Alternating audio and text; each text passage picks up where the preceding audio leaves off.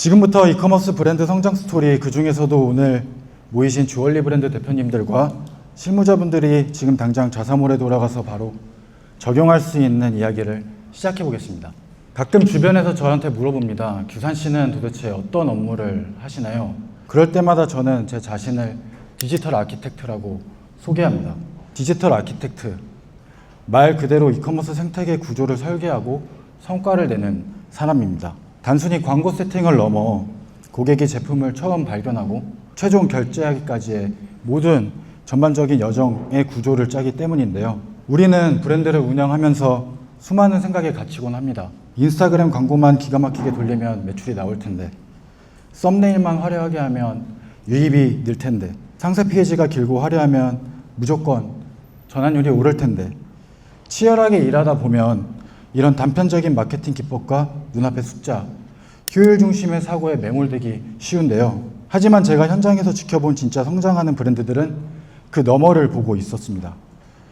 그들은 고객이 화면을 내리면서 끊임없이 납득할 수밖에 없는 촘촘한 구조를 설계합니다. 제 커리어를 짧게 말씀드리자면, 저는 에이전시 출신으로 시작해 카카오 배틀그라운드, 브리치스톤 골프, 밀리의 서재, 여러 화장품 브랜드, 그리고 지금의 리빙 브랜드 박행까지 정말 다양한 산업군에서 브랜드의 성장을 직접 설계해 왔습니다. 지금 화면에 보이시는 이미지가 제가 라비게르라는 브랜드를 운영했을 때 진행했던 5개 광고 캠페인이에요. 당시에 저희는 아주 뜨거웠는데요. 한남동을 기점으로 우리의 이 멋진 제품을 제대로 한번 널리 알려보자 라는 막연하지만 거대한 포부를 안고 진행했던 정말 화려하고 멋진 대형 광고였습니다. 그런데 결과가 어땠을까요? 전혀 성과를 얻지 못했습니다. 참 쓰라린 경험이었지만 이 실패를 통해 저는 뼈저린 깨달음을 얻었습니다. 아무리 눈이 번쩍 뜨이는 화려한 캠페인이더라도 그 뒤에 고객을 붙잡아둘 설득의 구조가 없다면 결코 성과를 만들 수 없다. 광고는 고객이 들어오는 입구를 만들어줄 뿐입니다.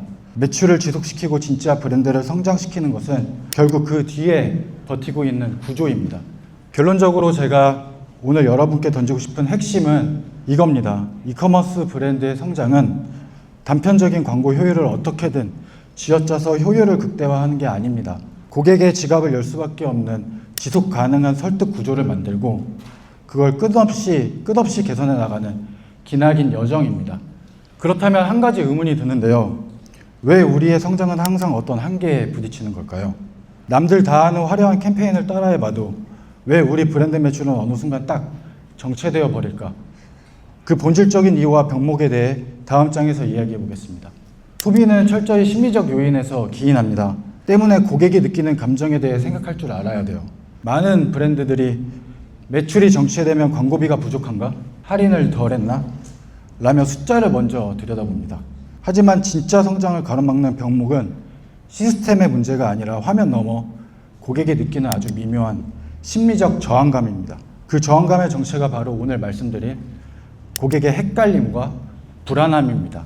첫 번째 병목은 헷갈림입니다. 인스타그램 광고에서 너무 예쁜 소재를 보고 홀린 듯 클릭했는데 정작 연결된 상세 페이지에는 전혀 다른 이야기나 엉뚱한 스펙만 나열되어 있어서 바로 나가거나 뒤로 가기를 누른 경험이 있으시죠? 브랜드가 던지는 메시지가 일관되지 않고 광고와 상세 페이지가 유기적으로 이어지지 않으면 고객은 구매 동력을 잃고 이탈합니다. 좋은 구조는 고객을 헷갈리지 않게 길을 잡아주는 것입니다. 두 번째 병목은 불안함입니다. 특히 온라인에서 주얼리를 살 때 이 불안함은 극대화됩니다. 직접 보고 만질 수 없기 때문이죠. 고객의 머릿속에서는 순식간에 수많은 의문이 스칩니다. 나한테 진짜 어울릴까? 실물이 사진이랑 다르면 어쩌지? 며칠 끼다 보면 변색되는 거 아니야? 주얼리는 감정제이기 때문에 단순히 제품이 예쁘다는 사실만으로 이 불안을 넘어설 수 없습니다. 사진과 실물 사이의 갭을 메워주고 마음속 의심을 꼼꼼하게 제거해 주어야 비로소 구매로 전환이 이어집니다. 결국 우리 브랜드가 성장하지 못하고 있다면 제품이 나빠서가 아닙니다. 고객을 헷갈리게 만들었거나 혹은 불안하게 방치했기 때문입니다. 그렇다면 우리 주얼리 브랜드들이 화면 너머 고객에게 반드시 극복해야 하는 4대 불안 요소는 구체적으로 무엇일까요? 첫 번째는 착용 후 자기 이미지의 부재입니다. 상세 페이지에 누키컷, 컨셉컷, 덩그러니 올려놓는 경우가 많습니다. 하지만 고객은 제품 그 자체를 사는 게 아니라 그걸 착용한 나의 모습을 구매합니다. 두 번째는 실물과 사진 사이의 괴리감입니다. 온라인 쇼핑의 가장 큰 한계는 직접 만지지 못한다는 아쉬움입니다. 실물은 싼티나면 어쩌지? 라는 의심이 들기 마련이죠. 이 괴리감을 좁히려면 자연광 아래서의 실제 느낌, 아주 정밀한 디테일 컷을 입체적으로 보여주어야 합니다. 사진 뒤에 숨겨진 진짜 퀄리티와 신뢰를 눈으로 증명해주는 과정이 필요합니다. 세 번째는 소재 퀄리티 및 피부 트러블에 대한 의심입니다. 아무리 예뻐도 단 하루 꼈는데 알러지가 나거나 시커멓게 변색이 된다면 아무도 사지 않을 것입니다.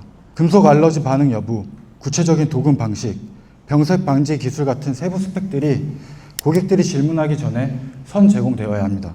이 정보들이 명확할 때 망설이던 고객들의 마지막 허들이 낮아집니다. 마지막 네 번째는 사후 관리 및 안심 보증의 결여인데요. 주얼리는 한 철 쓰고 버리는 소모품이 아니기 때문에 평생 AS 정책과 같은 구매 확정을 견인할 강력한 신뢰 증거들을 제시해야 합니다. 중요한 것은 이 네 가지 정보를 단순히 나열하는 것이 아닙니다. 고객이 마음속으로 의심을 품는 그 최적의 타이밍에 맞춰 구매 여정에 전략적으로 배치해야 합니다. 그렇다면 전환율을 끌어올리는 그 심리적 순서가 도대체 무엇일까요? 이커머스 브랜드를 직접 운영하고 빌드업하면서 정립한 성장하는 브랜드의 4단계 구조를 공개하겠습니다. 온라인에서 고객은 철저하게 다음 4가지 단계를 거쳐 구매를 결정합니다. 첫 번째는 발견입니다. 광고나 썸네일을 보고 내 이야기인데? 내가 필요한 건데? 라고 느끼게 만드는 첫인상의 단계입니다. 두 번째는 납득입니다. 수많은 제품 중에 왜 이 브랜드의 제품이어야 하는지, 차별점과 가격의 이유에 대해서 이해시키는 단계입니다. 세 번째가 바로 우리가 계속 강조한 신뢰입니다.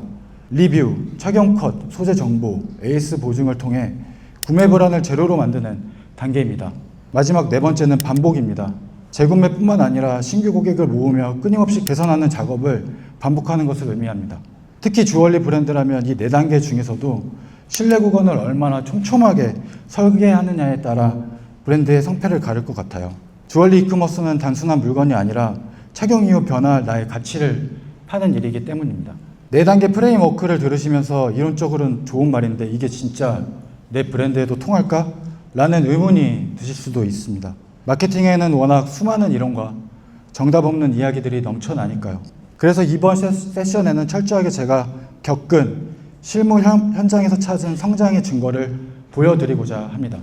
방금 말씀드린 그 실제 성장의 지표가 바로 이 그래프인데요. 브랜드들을 테스트하면서 설득의 구조를 어떻게 설계하느냐에 따라 전환율이 어떻게 요동치는지를 고스란히 담은 데이터입니다. 맨 위에 이전 설계 단계는요, 흔히 단술 나열형 구조였습니다. 예쁜 이미지들을 위쪽으로 몰아주고 제조사가 보여주고 싶은 정보들을 순서대로 쭉 나열했을 뿐이죠. 정보는 빠짐없이 다 들어있었지만 전환율은 1.2%에 불과했습니다.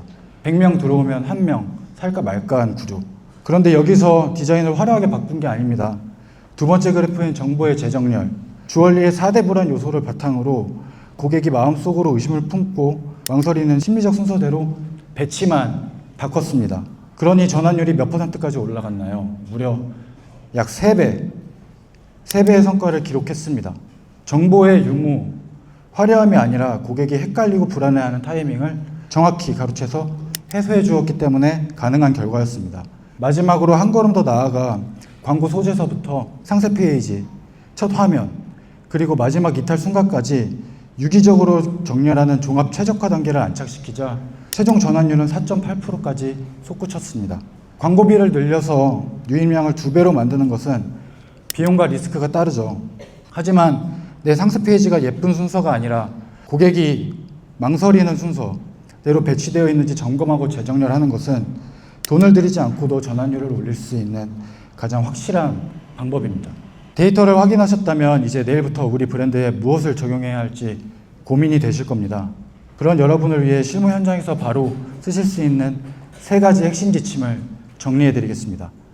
첫 번째, 망설임의 순서대로 기획하십시오. 많은 브랜드가 디자인적으로 얼마나 아름다운가, 화려한 그래픽이 들어가는가에 집착합니다. 하지만 더 중요한 것은 디자인이 아니라 고객의 생각의 흐름, 마인드 플로우입니다. 고객이 스크롤을 내리면서 마음속으로 던지는 질문과 망설임의 순서가 있습니다. 그 생각의 흐름과 맞물리도록 고객 구매 여정의 정보를 설계하셔야 됩니다. 예쁜 디자인은 그 다음 문제입니다. 두 번째, 일관성 있는 여정의 흐름을 만드세요. 브랜드 톤앤매너라고 다들 들어보셨죠? 이커머스의 성장은 고객이 인스타그램에서 처음 마주하는 광고 비주얼부터 클릭해서 들어오는 랜딩 페이지, 그리고 결제 직전 마주하는 최종 브랜드 메시지까지 모든 여정이 물 흐르듯 같은 결로 이루어져야 합니다. 광고에서는 트렌디함을 말해놓고 상세 페이지에서는 가성비를 말한다면 고객들은 쉽게 이탈합니다. 이 유기적 일관성이 지켜질 때 비로소 가장 높은 성과를 낼 수 있습니다.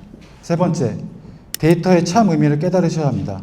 많은 마케터와 대표님들이 숫자를 봅니다. 하지만 데이터는 무조건 정답만을 쥐어주는 마법의 상자가 아닙니다. 데이터의 진짜 역할은 우리가 세운 가설 중 지금 어느 곳이 잘못됐는지, 어느 구간부터 의심해야 하는지 핀포인트로 짚어주는 나침반입니다.